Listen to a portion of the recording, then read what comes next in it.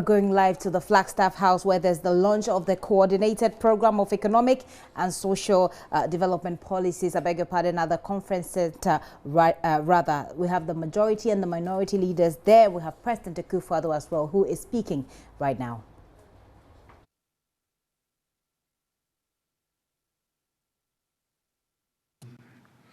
I presented this comprehensive vision to Parliament in fulfillment of Article 36(5) of the Constitution, which requires that, and I quote, "Within 2 years after assuming office, the President shall present to Parliament a coordinated program of economic and social development policies, including agricultural and industrial programs at all levels and in all the regions of Ghana." This is the first time in the history of the Fourth Republic that this requirement has been met by a president in his first year of office.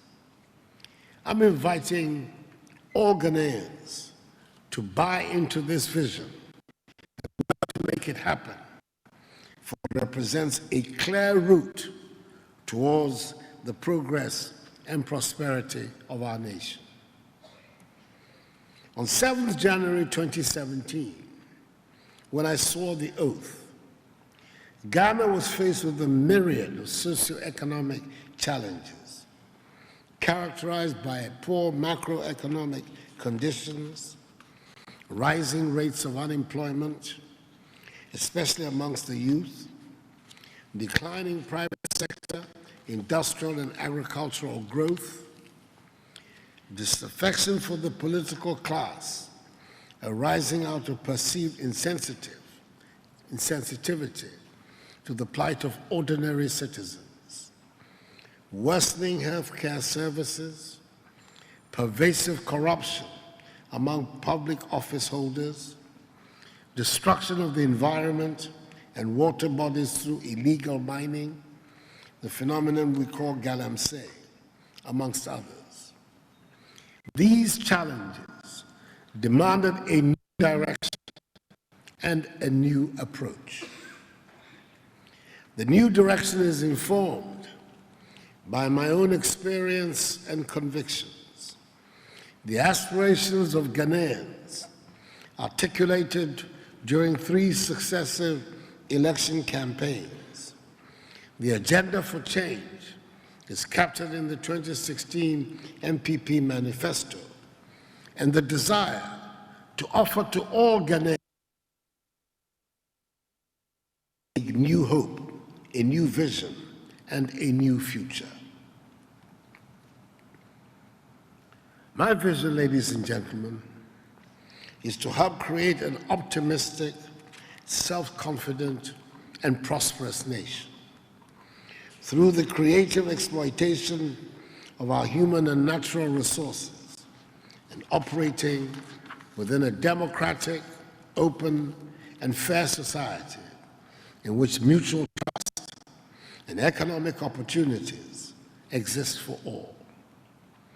I have on several occasions outlined this vision and indicated some of the key elements to be fulfilled in order to realize it. This vision demands innovative pursuits to create opportunities for Ghanaians to apply their skills, talents, and knowledge to productive ventures.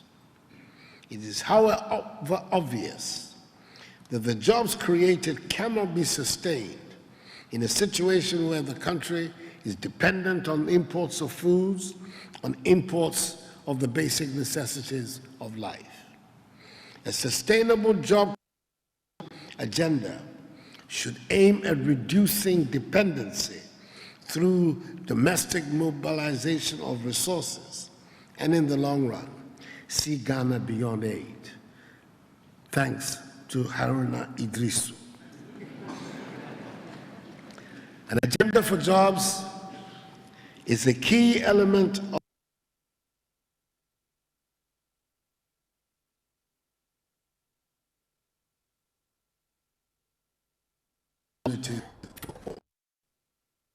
Those are live visuals coming to you from the conference center, International Conference Center, where President Akufo-Addo is launching the coordinated program of economic and social development policies there. And if you've heard him, he's talking about Ghana beyond aid, obviously a mantra that he doesn't let go anytime he mounts any stage at all. He's been talking about how this is in fulfillment of the Constitution, Article 36, Clause 5, and the fact that every president should present to Parliament a coordinated program that includes agricultural and industrial programs at all levels. Well, he's priding himself in the fact that he's done it in a year of his presidency. Well, some sort of record there. Let's go over and hear the president again. Enhance access to social services such as education,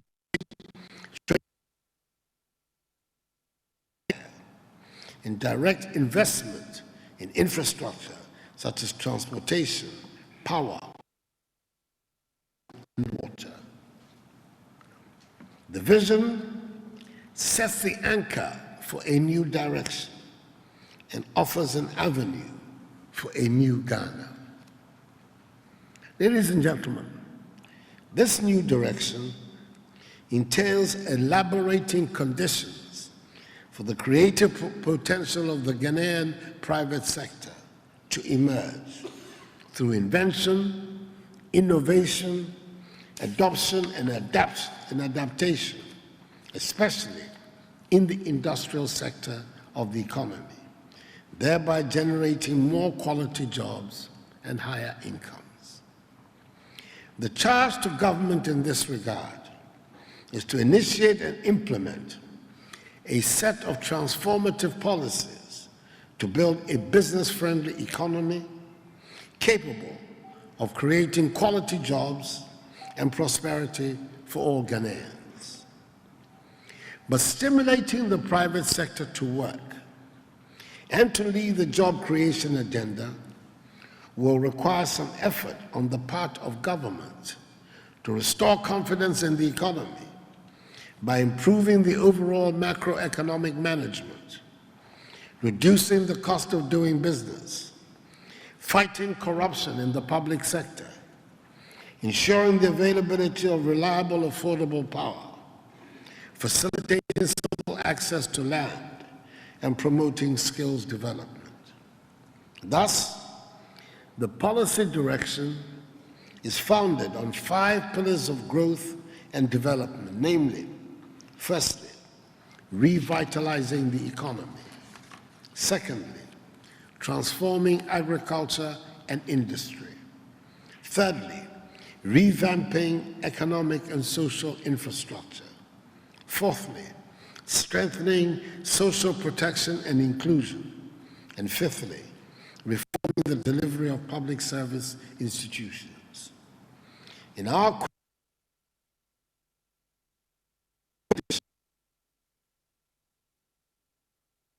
science, technology, and innovation.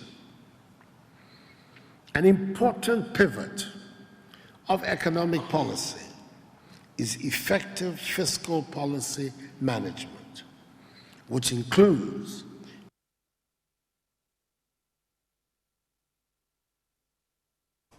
We're still coming to you live from the Conference Center, International Conference Center, where President Akufo-Addo has been speaking. And as I said earlier on, he's launching the coordinated program of economic and social development policies there. And this is a constitutional requirement of the presidency. As I said before, we went back to the Conference Center. The president is saying that, well, it's sort of a record that has been done within a year of the presidency, that no sitting president has been able to do that. He speaks about what Ghana was experiencing at the time that he was sworn in as president, saying that Ghana had a myriad of issues, including low economic outturn, unemployment, worsening healthcare services, which is one of the major areas for today's discussion here on the show. We'll be looking critically at the health sector. President Akufo-Addo speaks about what he inherited. He speaks about destruction of water bodies through activities like illegal small-scale mining, and he says that it demanded a new approach. That new approach is what he believes is put together in that report, or in that coordinated program that he's presented to Parliament. He says he's looking to create an optimistic and self-confident country, and the vision that he's put together in that document sets the anchor for a new direction and it sets the stage for a new Ghana. I'll continue with a wrap of what he's saying so far, as in when we have a stable connection, you know, we go back there. It seems we do have one now.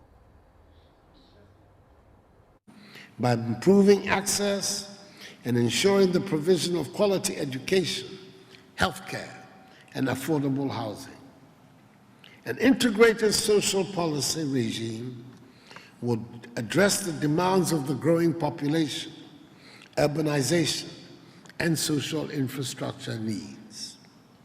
Appropriate policies for social protection and inclusion will be sustained to address the needs of the vulnerable, including specific investments in rural, coastal, zongo, and inner city communities.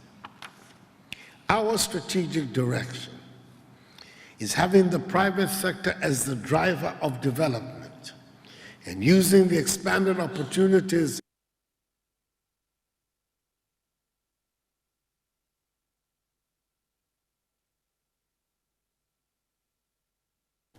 President Akufo-Addo there. We'll be wrapping up on that, and then we'll go on with our stories for today. But let me just quickly wrap up what the president has been saying. As I was saying earlier on, before we had to go back to him, he says that the vision that he's put together in this coordinated program of economic and social development is going to set the anchor for a new direction, and it set the stage for a new Ghana. He says that he's looking at, you know, working at a new private sector that is industrialized, that is able to generate jobs and higher incomes for the people. One of the major issues that we've had to deal with here in this country, unemployment. He also speaks about building an investor-friendly economy. And of course, you do know the ideology of the NPP.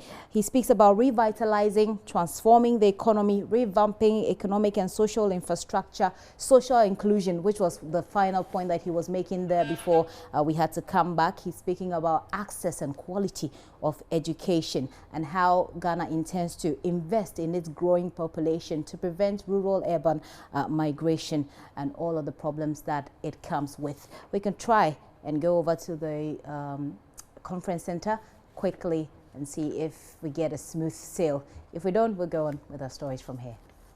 Direct interventions at the community level and ensuring accountability in delivery. Ladies and gentlemen, the fulfillment of the agenda for jobs requires a committed drive for change. The drive must be propelled by our determination, attitude, and resolve as Ghanaians who desire a transformed nation. Over the years, essential cultural values, promoting national identity and a sense of patriotism, pursuing excellence, discipline, hard work, honesty, trust, tenacity, a sense of urgency and respect have not been given the necessary attention in our development efforts. Additionally, the transformation of the Ghanaian economy demands the establishment of a world-class labor force. The agenda thus proposes the development of a more robust labor market data through operationalizing the Ghana Labor Market Information System, linking public service pay to productivity, making it more responsive to modern trends, introducing lifelong skill training for workers, and improving the work environment.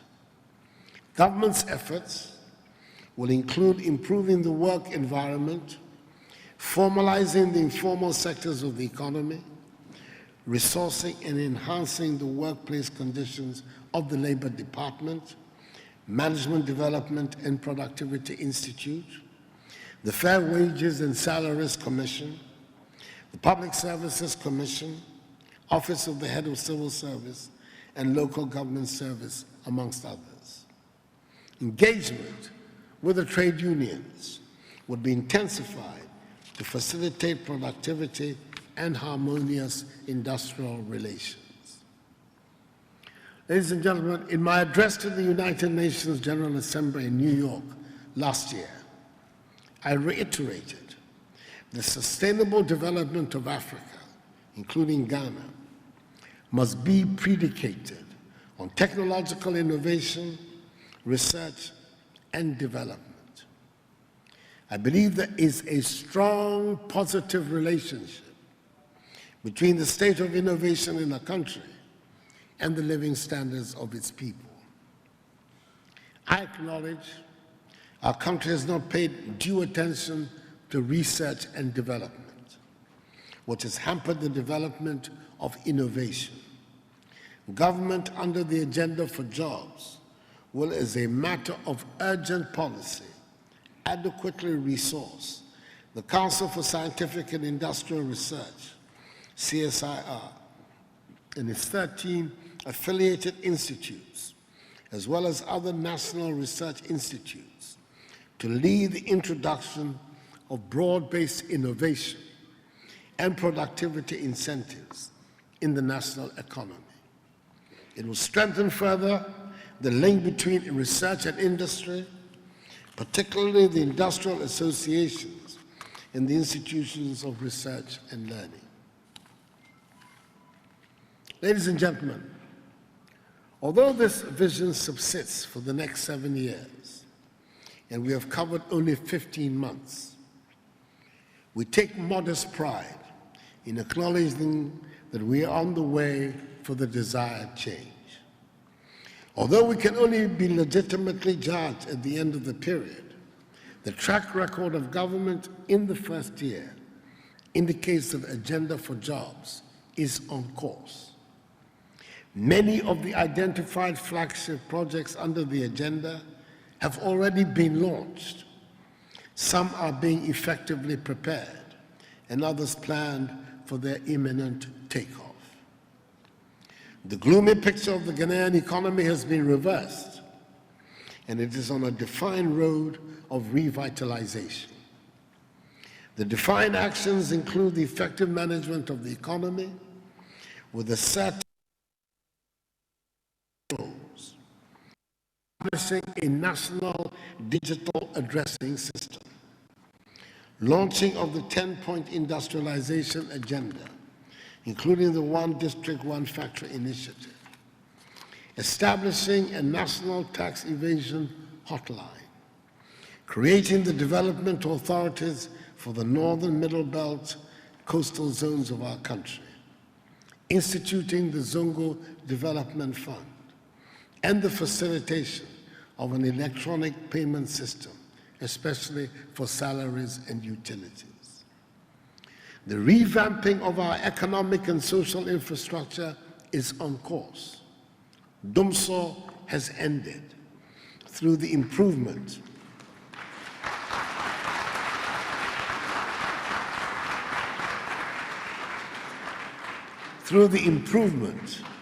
of financing, generation, transmission, and distribution of electrical power. The renovation and expansion of the railway network to northern Ghana is to be pursued vigorously. And the revival of the transportation systems in the Volta Lake and the Eastern Corridor Road have been initiated. The fight against illegal mining is on course, and some of our rivers have shown visible signs of recovery. The agricultural sector has exhibited the initial signs of transformation with the implementation of the program for planting for food and jobs. The One Village, One Dam initiative will be launched momentarily to cover the northern parts of the country and help bring farmers closer to sustainable all-round agricultural production.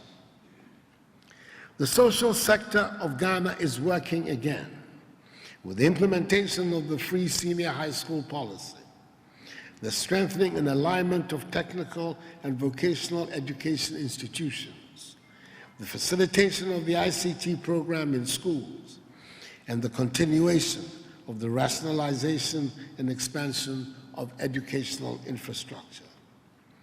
The restructure of the National Health Insurance Scheme has been initiated with an intense stakeholder consultation process, whilst the Livelihood Empowerment Against Poverty program has been expanded to cover more households.